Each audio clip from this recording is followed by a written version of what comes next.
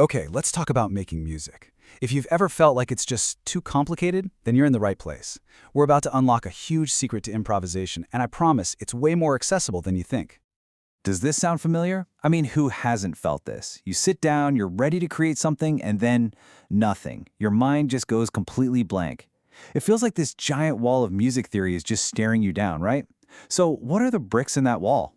Yep, there they are. The usual suspects. You've got endless scales to memorize, all these complex chords and inversions, and maybe the biggest one of all, that constant nagging fear of playing a wrong note. Honestly, this stuff stops so many amazing people right in their tracks. But what if we've been looking at this whole thing completely backwards? I mean, think about that for a second. What if the key isn't about cramming more stuff into your brain, but actually taking things away? This is the big idea we're diving into today. This idea that real, true creative freedom comes from simplifying your tools, not making them more complicated. So, let me introduce you to the hero of our story, the pentatonic scale.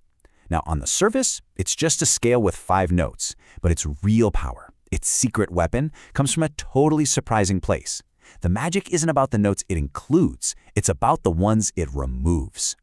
Seriously? Just 5. That's it.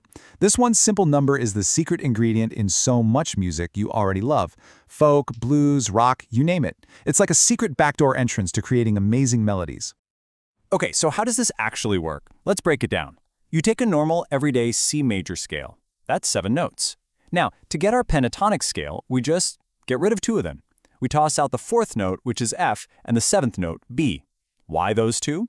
Because they're the troublemakers. They're the ones most likely to sound kind of off or create a clashing sound. And that's it. It's that simple to get started.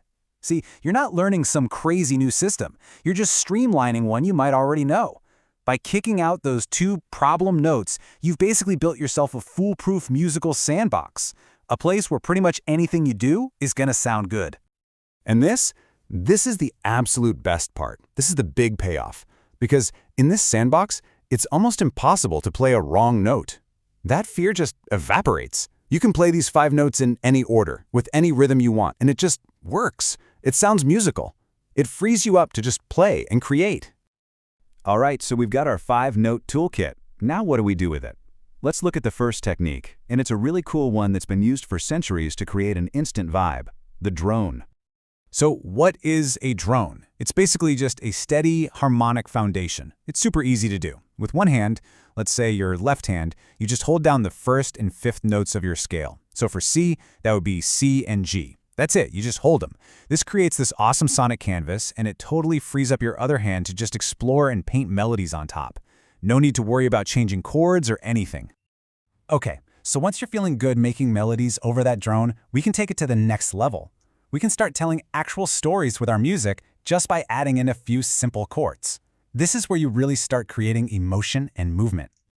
And look, you don't need to learn a million different chords to do this. A lot of the time, just 3 really foundational chords are all you need to tell a great story.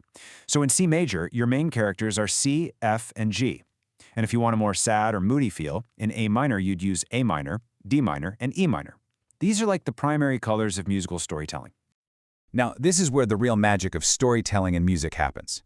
It's all about tension and release. It's like stretching a rubber band and then letting it snap back.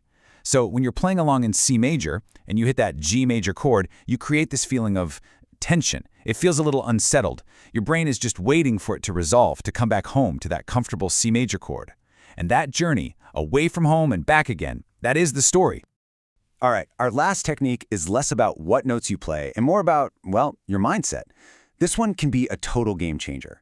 It's all about shifting your focus from, am I doing this right, to using your own feelings as a guide, like a creative compass.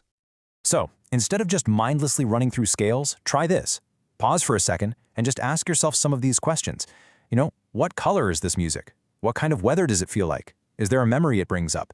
This little habit, it's like musical journaling, and it turns practice from a chore into a really personal, artistic exploration. This is how you find your sound. So let's just pull this all together. Here's your path, nice and simple. First, you limit your notes. That's what gives you creative freedom. Then you add a simple drone to build a world of sound. Next, you use just a handful of chords to start telling a story. And finally, you check in with your feelings to find your own unique voice. It's a totally doable plan you can start on, like, right now. See? Getting into improvisation doesn't have to be this big, scary thing. So much of creativity is just about getting really good with a few simple, powerful tools. And now you have them. The building blocks are right in front of you. So I'll just leave you with this to think about. If you only had these 5 notes, what story would you tell?